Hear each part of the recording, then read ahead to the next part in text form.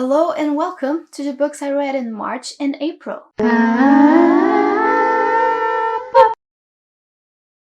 These past 2 months were very busy for me at uni. They were some of my most busy months ever with my major project and me finishing university.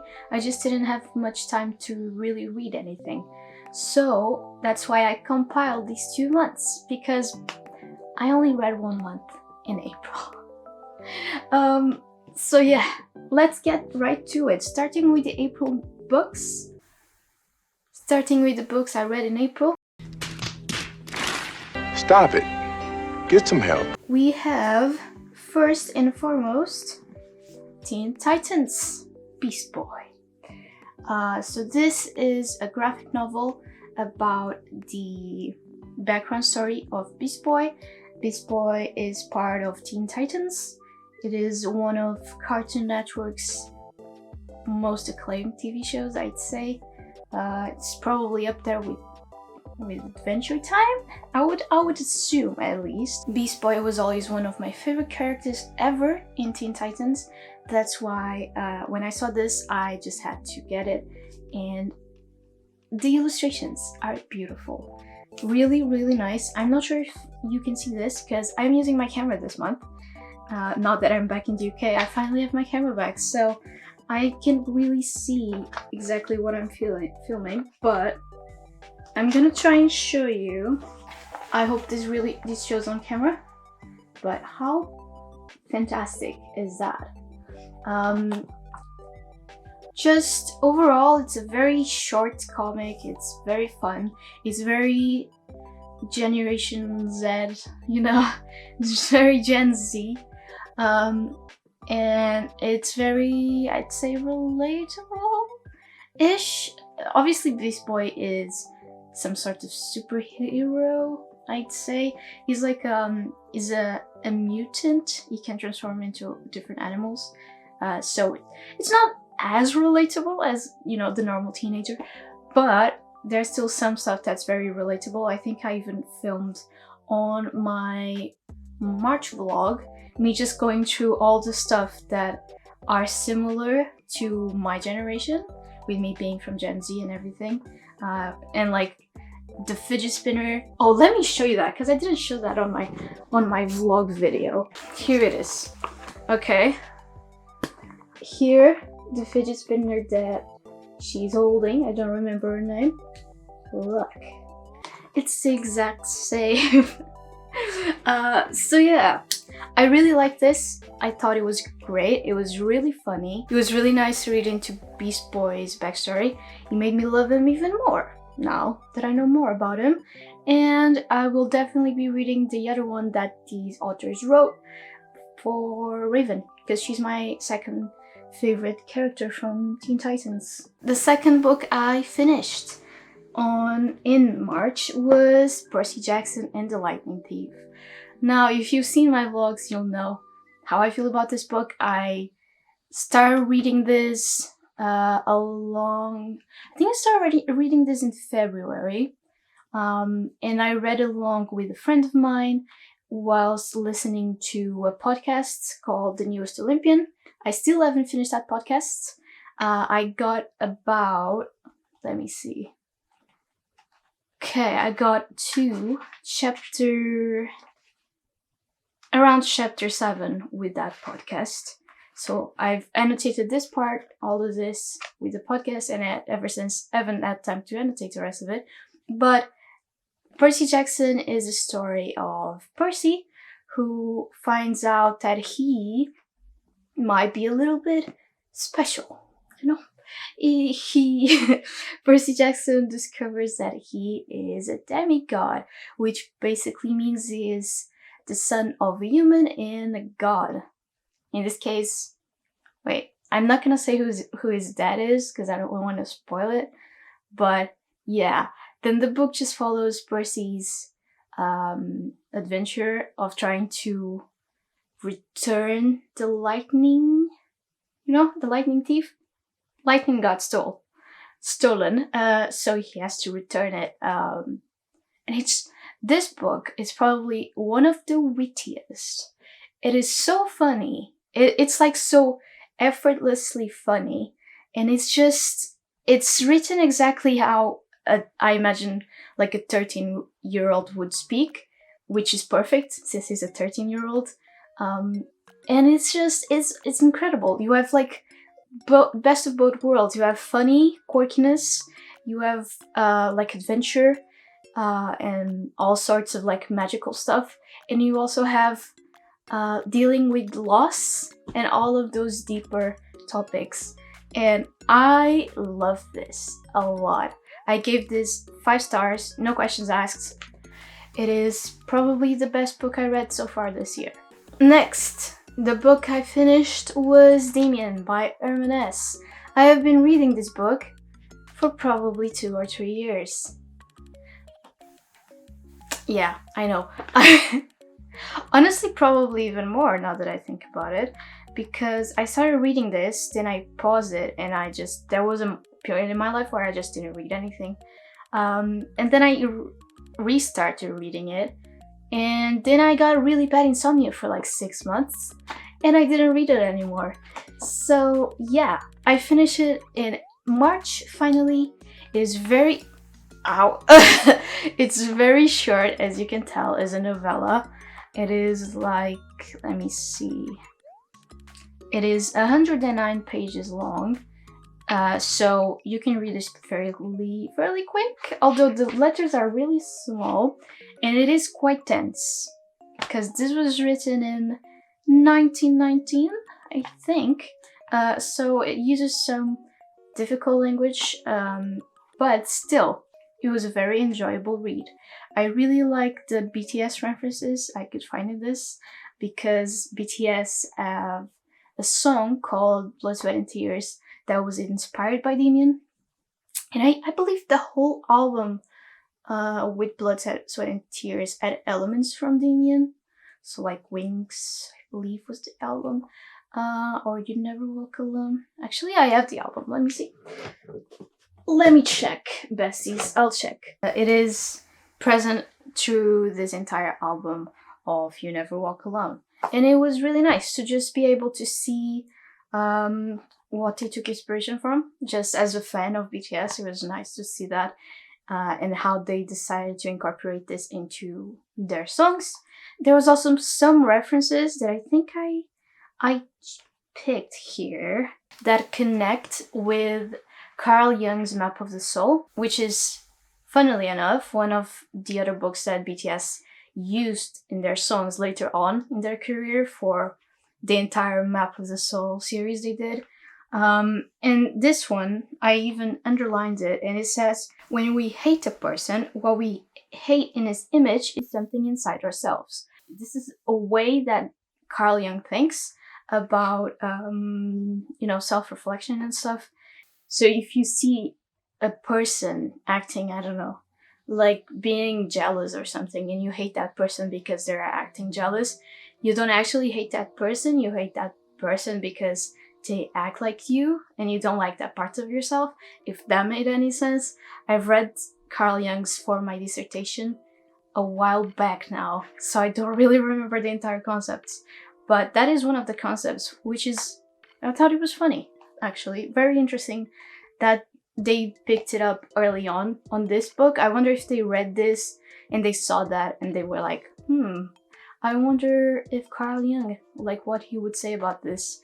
And they went from this to Map of the Soul. Definitely really worth the read. Not the lightest book in theme, but I didn't even say what it is about. I'm sorry. So Demian is about... Now, how do I explain this book? Demian is about a boy called... Demian? Is it? No. What is his name? So Demian is about this boy called Sinclair. He comes from like this sheltered family, and he just he gets his world turned upside down in some sort of way. I don't really want to give too many spoilers. And he's just very worried about losing his innocence. That is until he meets this boy called Demian, who is kind of like an outcast, I would say. And he kind of makes Sinclair see things in a different way, and you just follow Sinclair's life from when he was a child, like I don't even know how old he was, like 10-ish years, until he is in university. And even older than that, I think. It's been a while since I read this, so I don't remember it completely, but that's pretty much the premise. It's just about loss of innocence and just temptation. And I read this book for a challenge last month, which was a book you've had for over a year. Lastly, in March, I read Bloom, which it was written by one of these two. I don't actually know who was the writer, who was the illustrator, but here are their names. Kevin Pineda and Savannah Ganusho? I don't know that name. Bloom is a graphic novel about two boys who fall in love. I'd say that if you like Heartstopper, then this is probably the next logical step to read. It is very cute. It's very wholesome. There's a lot of cooking involved in it, and not necessarily cooking, more like baking. They're always making cakes and stuff. And it's close to the beach. They live close to the beach. There's also music, and it's really wholesome. And the illustrations are beautiful. It is all of it is illustrated in blue, in tones of blue, and I think it's awesome. I think it's really, it's really unique, I'd say. It's just really cool. It's really heavy, by the way. That is a weird fact about this book. It's heavy as hell. I don't know why, but yes. In terms of story, I thought the pacing was a little bit weird. Like, stuff just happened too fast or not fast enough. And they didn't really give it much time to develop. They also kind of forgot the main character's passion all of a sudden. They just made him change his mind without even like giving much of an explanation as to why he changed his mind. So in terms of pacing, not the best. I give it a 3.5 stars, probably closest to the 3 stars. And it's still a worthy read. I think the illustrations, just for the illustrations, honestly, the illustrations are beautiful. And if you are into art, I think you really appreciate it. But apart from that, the story is you'll probably get a bit mad at the pacing, if you're like me. But it's a fast read and still very wholesome. So I recommend it. And I read this book for the challenge, a book you bought because of the cover. Now on to April, the only book I read this month. It was Nick and Charlie by Alice Oseman. I feel like with the hype over Heartstopper coming out, like the TV show on Netflix, a lot of people this month may have read or reread Heartstopper and the novels around it, the novels that have Nick and Charlie on it. So Nick and Charlie, for example, or This Winter, which is another novella Alice wrote about them, and I was one of them. This was all I read. This was all I had time to read, and I finished it after my deadline as well. And I finished it after watching Heartstopper. So for those who don't follow the Heartstopper series, Nick and Charlie is all about these two boys called Nick and Charlie. They are dating, and this is about Nick, who is 1 year older than Charlie, going to university and how Charlie feels about it. It's really wholesome. It's just, if you like Heartstopper, this is like Heartstopper on its finest. It is written, so it is different than Heartstopper because it actually has words. Well, Heartstopper has words, but it's a graphic novel. You know what I mean? So yeah, it's actually written down. There's still some drawings on it, really cute. But it's mostly written down. I didn't give this a 5 stars as I usually give Heartstopper. I give it a 4 stars simply because this was written before Heartstopper was. I think this was one of the first books Alice wrote, so I feel like the characters are just slightly, not completely, you're not gonna hate them, you're not gonna think they're someone completely different, but they are a little bit, a tiny little bit out of character, and that is why I didn't give it a 5 stars. But yeah, other than that, I love it, and I recommend it, especially if you're in the hype for Heartstopper, the TV show. About the TV show, I got no words for it. It's amazing, it's perfect, go watch it. Me and Mia watched it in one sitting. We didn't have any, like, we had one break for dinner, but it was before the last episode. And I have rewatched it twice ever since that. So go watch it. I really like it, and I think you'll like it as well. With that said, this was the books I read in March. In April, I read 5 books in total during these 2 months. Not a lot. My numbers really are decreasing, and you can imagine who is in the last place in this reading competition at the moment. Before I finish this video, here are the challenges for this month, for this coming month. So the challenges for May are: book about the Holocaust/Second World War. Book on your Goodreads TBR with the highest rating. Book that has the same title or lyrics of a song. Book everyone seems to have read but you. Book you've seen on someone else's bookshelf. And lastly, book with a similar title to another book. Those are the challenges for May.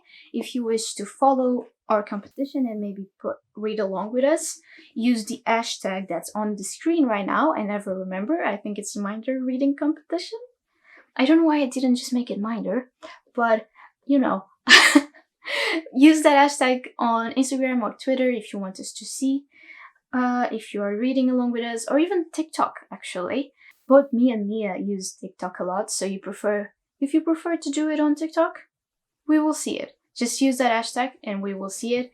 And if you like this video, then consider subscribing and leaving a like. And I will see you next month.